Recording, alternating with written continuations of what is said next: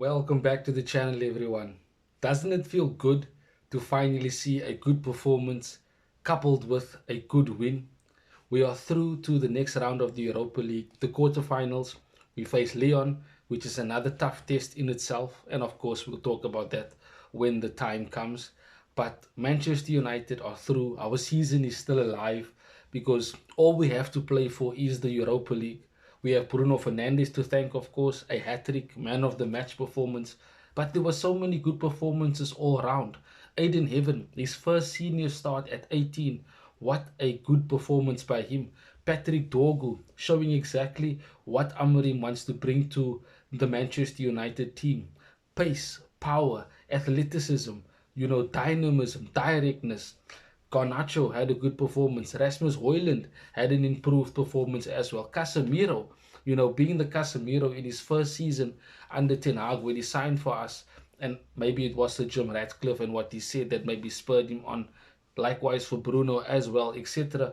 But the team had a good performance. Amorim got his tactics down to the T, and he didn't really need to make any changes in the second half because we certainly had quite good moments. We did have a shaky start, of course, the way these penalties are given these days, anything can be given as a penalty. And on the one hand, you can say, yes, the Ligt did, you know, miss the ball and he did get Oyarzabal in the box and it is a foul, it is a penalty. But to me, it's kind of a bit of the VAR and the refs trying to just get at United again, trying to give them a decision that would put them at a disadvantage, in any particular game for that matter. Because he first gave it as a free kick for United, against the Ligt, and the Ligt gave the thumbs up and everything. But still, then VAR stepped in and a penalty was given. It was scored. And at that moment, I did think, oh, it's probably going to be one of those nights. It could be our last night in Europe, etc. But that didn't mean anything. It certainly spurred us on, and we certainly, a few minutes later, we basically got the equalizer through a penalty of our own. And if not for beautiful play, Rasmus Højlund found himself, in the box, and obviously he should score, but he was fouled, and Bruno put the penalty away. And as the game went on, we did get another penalty, and in itself, that is also, it is a penalty. You can't be blocking, a player when he is running, in on goal. I'm not talking about the red card, I'm talking about the second penalty that we received, and Bruno again putting it away because he seems to always save us. At that point, it was 2-1, and we were in quite control of the game, playing some good passes, creating chances.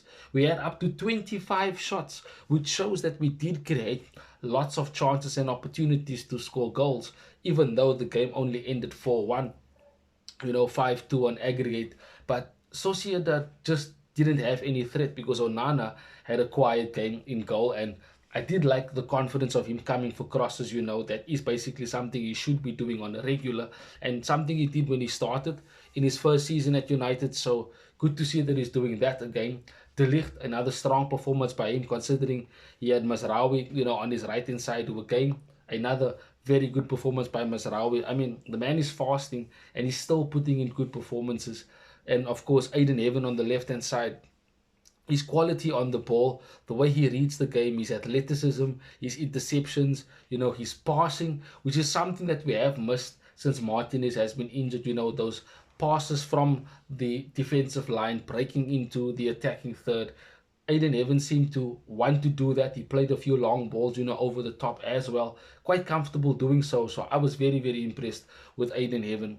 Patrick Dorgu also on the left hand side, showing why Amorim must be trusted, by bringing players in, and of course the players that he wants to bring in, because he was up and down on the touchline. Defensively, he did well, winning quite a few of his duels. Yes, he must improve in the technical side of the game with his passing and maybe his shooting as well.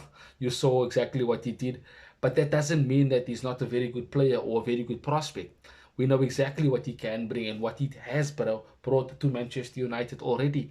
You see how he stretches the play, how he wants to get in behind, how when he does get the ball, players just can't seem to get the ball off him. He's very, very physically strong, so it's a very, very good prospect to have someone like Dorgu, knowing what he can do, and of course, with his multiple positional play. He can play on the right hand side as well. So I was impressed with the team last night. Of course, there's not much more to say about Bruno. Bruno is Bruno. He keeps scoring goals, keeps assisting, keeps creating chances, and keeps pulling Manchester United out of holes that we put ourselves into.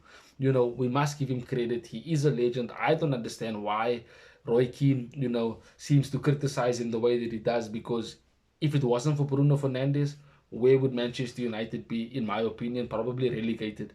We already are there. I get it. I know we are 14th in the table, but it's not saying that we could have been worse. We definitely could have been worse if we didn't have Bruno Fernandes in the team. So I was impressed with the performance. We are through to the next round.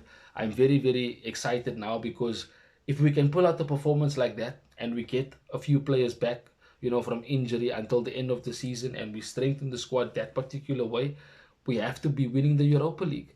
If we can put in performances like that, then certainly we should be finding ourselves in the final. And Casemiro, wow, where did that performance come from? And again, it could be the pace of the Europa League being slower. Of course, we play the Spanish team. He's used to them. He has experience playing against Spanish teams, so that also played a part. And maybe don't play him in the Premier League. You have Toby Collier, you have Manuel Ugarte, Sekou Kone from the academy can also come in and make his debut. So it's not to say we don't have options in midfield. It's just that the options are not quite experienced, other than a Casemiro and the Eriksen and the Bruno and Ugarte, who is now coming back from injury. But Casemiro needs to be kept for the Europa League games, because he certainly can be an asset for us, and he can help us win the Europa League. I think we can win the Europa League based off that performance against Real Sociedad last night. And of course, based on the performances we had against Arsenal most recently, not to mention the ones where we played City, Liverpool, and Arsenal in the FA Cup. But we are through. Let me know in the comment section what you think about that performance, and where do you think Manchester United can go? Can we win the Europa League? Let me know in the comment section. Subscribe to the channel if you're new, if you haven't done so. Thank you if you watched the video until this end. I'll see you guys in the next one. Bye bye, Red Devils.